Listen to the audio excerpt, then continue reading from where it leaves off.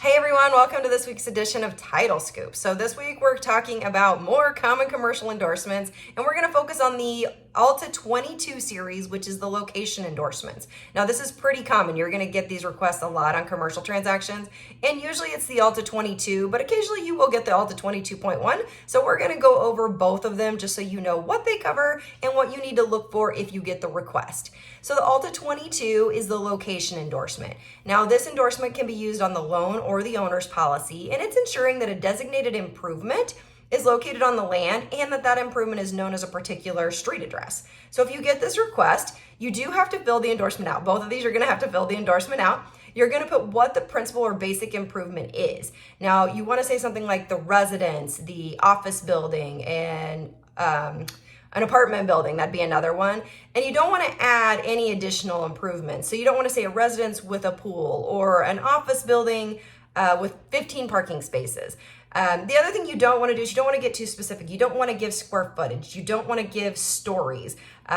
What I mean by that is occasionally you will get a request for this and they will say, well, I want you to put it's a 3-story office building with 15 parking spaces.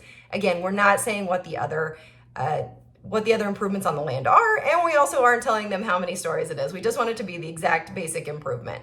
Now to determine the address, you can look at a few different things. You might look at the survey. That's usually a really good place to look. But if you don't have a survey for some reason, you could also look at maybe, you could look at the inspection. You could probably look at an appraisal. You might have to look at the United States Postal Service to see maybe if they have it. There's, like I said, there's a few different ways that you can get your address.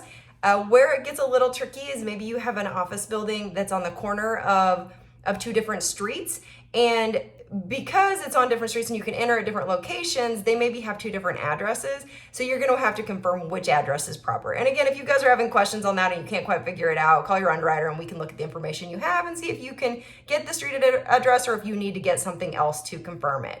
Now the 22.1 is the location and map. This one is not requested as often. I think I've seen it only a few times where we've actually attached a map, and that was something where they really needed to have the dimensions, or they needed to have really something specific as to the location. So, and they wanted that map attached for that project. Again, I think I had it on a bond project once where they really wanted to make sure that they had the dimensions of the land and the location proper. So when you get this, again, you can issue it on the owners or the loan, again, ensuring that this designated improvement is located on the land, that improvement of the land is a certain address. But then also if you attach a map, and again, it's an if, you don't have to attach a map, that the map is showing the correct dimensions and location of the land according to public records. So those are the 3 things this one is ensuring. Now, again, you're going to refer to the improvement exactly the same as you would on the Alta 22. So you're going to say a residence, an office building, an apartment building. You're not going to give the stories. You're not going to give square footage. You're not going to say the other improvements. No pool, no parking spots, no shed. You also are going to determine the address the exact same way. Again, if you are having troubles figuring out what the address is, call your underwriter. We can give you some hints on where to look and what you might need to do that. If you do have a map, so say they have a map, a lot of times that's going to be a recorded plat, something like that, where they really want that to be attached. You're just going to add that to your endorsement, and it'll be a copy, like I said, a copy of a recorded plat. Usually it's going to be something, it does need to be something recorded because we are saying it's a public record. So if it's not recorded, you'll have to have it recorded.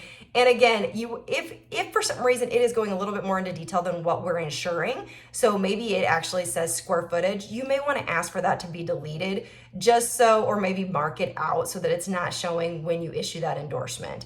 We just want to make sure that there's no indication or impression that we are insuring something that we're not. So with that is all for the location endorsement. Next week we'll hit another endorsement and we will see you then.